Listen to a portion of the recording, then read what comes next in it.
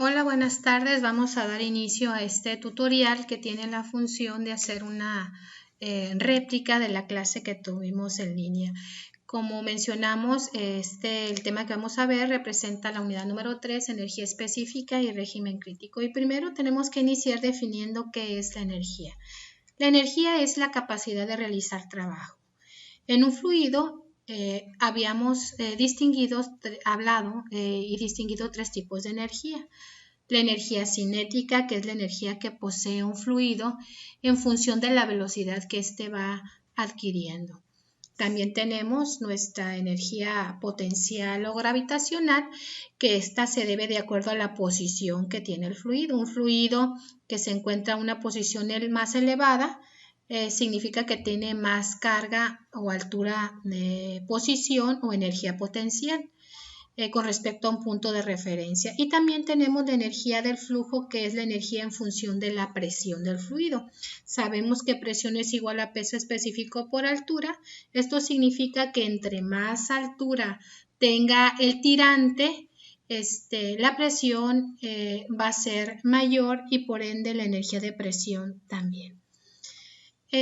Vamos a analizar este diagrama, que es la ecuación de Bernoulli.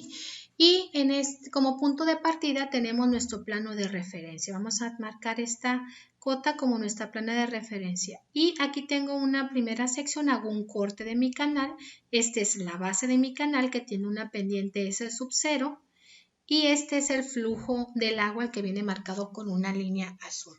Bueno, con respecto al plano de referencia, esta tiene una carga o altura de posición a la cual vamos a denominar Z1. Pero también tiene un tirante. Ese tirante te genera una energía o una altura de presión. Recuerden que tenemos un tirante vertical, pero también tenemos un tirante normal. El tirante normal es aquel que está marcado con respecto a la base a 90 grados. Para este tirante, y dependiendo del área de la sección, tenemos nuestra velocidad. La velocidad, la carga o altura de velocidad está dada por la velocidad al cuadrado entre el doble de la gravedad. Recuerden que si la pendiente es muy pequeña, no se logra distinguir la diferencia entre el tirante vertical y el tirante normal. Este no es el caso de esta ilustración. Si ustedes se fijan, tenemos una inclinación teta del canal bastante prolongada, por lo tanto sí se nota una diferenciación entre el tirante vertical y el tirante normal. Entonces, concluyendo, las energías en este punto del canal es igual a la posición 1 más la altura de presión que lo da el tirante 1, más la carga o altura de velocidad, que es velocidad 1 al cuadrado entre el doble de la gravedad. Si nos vamos a la parte de la sección 2, observen que el flujo fue disminuyendo su tirante. Eso significa que vamos a tener un tirante menor, pero la velocidad va a ser más grande de acuerdo a la ecuación de la continuidad. Velocidad es igual a gasto entre área.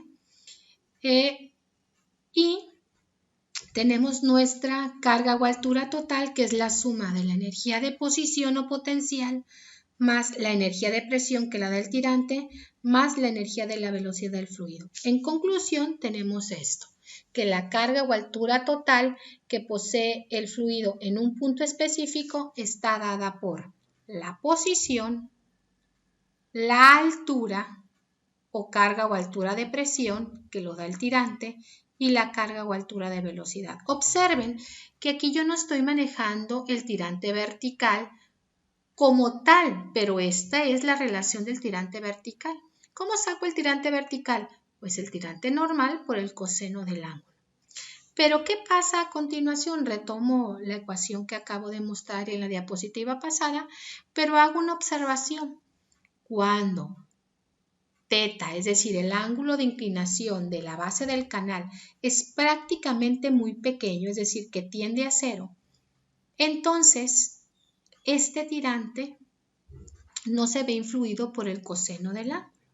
De tal manera, recuerden que cuando el tirante vertical y el tirante, cuando la pendiente del fondo es muy pequeña, el tirante normal y el tirante vertical prácticamente es lo mismo. Quiere decir que esa sería la fórmula que nos va a regir para calcular la carga o altura total de un punto. Bueno, Eso ya lo habíamos platicado nosotros la clase pasada. Ahora vamos a hablar del tema de energía específica. Entonces, ya dijimos que las energías son energía de presión, energía de posición y energía de velocidad. Bueno, pero ¿qué es la energía específica? La energía específica es la energía medida en un canal, pero tomando como punto de partida el fondo del canal. ¿Qué significa en ese sentido? Que la posición Z se va a descartar. No voy a considerar la carga o altura de posición porque estoy tomando como punto de referencia el fondo del canal. Entonces, si partimos de que el fondo del canal es igual, es el eje de referencia, pues lo tomo como punto cero. Por lo tanto, mi ecuación de la energía únicamente se ve limitada por la carga o altura de presión que me lo da el tirante y la carga o altura de velocidad como lo van a ver en las siguientes ecuaciones. La energía es igual al tirante más la velocidad al cuadrado entre el doble de la gravedad y recuerden únicamente cuando la pendiente del fondo es muy pequeña, es decir, que es menor a 0.01, es decir, 1 centímetro por cada metro baja la pendiente del fondo del canal, podemos decir que D y Y es lo mismo. De lo contrario, sí se verá influido el coseno del ángulo de inclinación. ¿Cómo lo analizamos en el siguiente diagrama? Observen, tenemos nuestra carga o altura tomando como punto de partida el fondo del canal. Quiere decir que la energía específica en la sección 1 es igual al tirante 1 más la velocidad 1 al cuadrado entre el doble de la gravedad. Y para la parte 2, la sección 2, sería la energía específica sería el tirante 2, que es la energía de presión, más la energía de velocidad. Entonces, conclusión. La energía es la capacidad de realizar trabajo, tiene 3 energías el fluido, presión, posición y velocidad, pero la energía específica es aquella que no considera la energía potencial porque se mide a partir del fondo del canal. Una vez analizada esta información, vamos a pasar a la definición de régimen crítico. ¿Qué es el régimen crítico? Se dice que una sección del canal, es decir, una parte del canal, trabaja como régimen crítico cuando posee la mínima cantidad de energía específica. Es decir, no hay otro punto en el canal donde haya una energía más pequeña que en la sección que trabaja con el régimen crítico. Analicemos la siguiente ilustración. Observen. Este es el fondo del canal, marcada como S sub 0. Esta es la superficie libre del agua. Observen que tengo una caída, quiere decir que el flujo, a medida que se acerca a la orilla, el tirante tiende a disminuir. De acuerdo a las teorías, dice que en una sección de este tipo, el tirante crítico se encuentra cerca de la orilla. Quiere decir que esta sección trabaja en condiciones de régimen crítico. ¿Qué significa? Que no hay en ninguna otra parte del canal una energía más pequeña que la que se ubica en este punto. Entonces, conclusión, una sección trabaja bajo régimen crítico cuando posee la mínima cantidad de energía específica, es decir, la suma de la energía de presión más la energía de velocidad. Este régimen crítico está evaluado a través de la ecuación general del régimen crítico que dice gasto al cuadrado entre gravedad es igual al área cúbica entre B, que sabemos que B es el ancho de la superficie libre. Y acuérdense que la superficie libre es esa interfase que existe entre el fluido y la atmósfera. Vamos a analizar un problema que viene en la antología que dice demuestre que para un canal rectangular el tirante y la velocidad crítica pueden ser expresados por DC es igual, o sea, tirante crítico. ¿A qué le llamo tirante crítico? Un tirante pues es la altura o la profundidad del flujo. Entonces, un tirante crítico para mí es la altura del agua que te da la mínima cantidad de energía. Bueno, nosotros ya hicimos un análisis de estas ecuaciones y hicimos la deducción que el tirante crítico, ojo, para una sección rectangular exclusivamente, no te sirve para trapezoidales, no te sirve para triangulares, no te sirve para circulares, única y exclusivamente para el canal rectangular. Esta es la forma más sencilla de calcular el tirante crítico. Y para calcular la velocidad crítica tenemos esta fórmula, como viene referenciado en nuestra página 35 de la antología. Bueno, observen que para sacar el tirante crítico yo necesito esta Q minúscula. Esta Q minúscula representa el gasto unitario, que la unidad de medida es metro cuadrado sobre segundo. ¿Pero qué es el gasto unitario? El gasto unitario, por definición, se puede mencionar que es el gasto que fluye por unidad de longitud. De acuerdo con esta definición, si es el gasto que fluye por unidad de longitud, el gasto unitario es igual al gasto sobre la base. Observen que para un canal rectangular, la base la estamos manejando como B minúscula, base o solera, pero recuerden que como es un rectángulo, la base o solera tiene la misma longitud o la misma amplitud que el ancho de la superficie libre, al cual estamos denominando B. Bueno, teniendo como en cuenta esta referencia para canal rectangular, entonces vamos al siguiente ejercicio de su compendio de problemas, el que viene en la antología, y retomamos el ejercicio número 4. Dice, para un canal que transporta un gasto de 5 metros cúbicos sobre segundo, calcula el tirante crítico, es decir, la altura del agua cuando se posee la mínima cantidad de energía, y también la velocidad crítica, es decir, la velocidad que se tiene en ese punto específico. Para, inciso A, un canal rectangular que tiene una base de 4 metros y el inciso B, un canal trapezial con una base de 4 metros y taludes. Acuérdense que los taludes son las relaciones que existen entre las paredes del canal de 2,1. Bueno, en primer lugar vamos a calcular primero la sección rectangular, ¿no? ¿Qué datos nos arroja el problema? Pues que fluye un gasto de 5 metros cúbicos sobre segundo y que tenemos una base de 4 metros. Como acabamos de mencionar en la diapositiva pasada, única y exclusivamente para canales rectangulares tenemos una fórmula sintetizada que es tirante crítico es igual a la raíz cúbica del gasto unitario al cuadrado entre gravedad. Entonces, ¿qué necesitamos? Si el problema nos arroja, nos vierte unos datos de 5 metros cúbicos sobre segundo de gasto y una base de 4 metros, nosotros podemos calcular el gasto unitario. Recuerden que el gasto unitario, como lo podemos ver aquí en la diapositiva, es igual al gasto sobre la base. De tal manera que si yo realizo esas operaciones, 5 entre 4 me da 1.25 metros cuadrados sobre segundo. ¿Por qué esta unidad? Porque acuérdense que el gasto son metros cúbicos sobre segundo en el sistema internacional y la base son metros. Si yo divido metros cúbicos sobre segundo entre base, tenemos esta unidad del gasto unitario.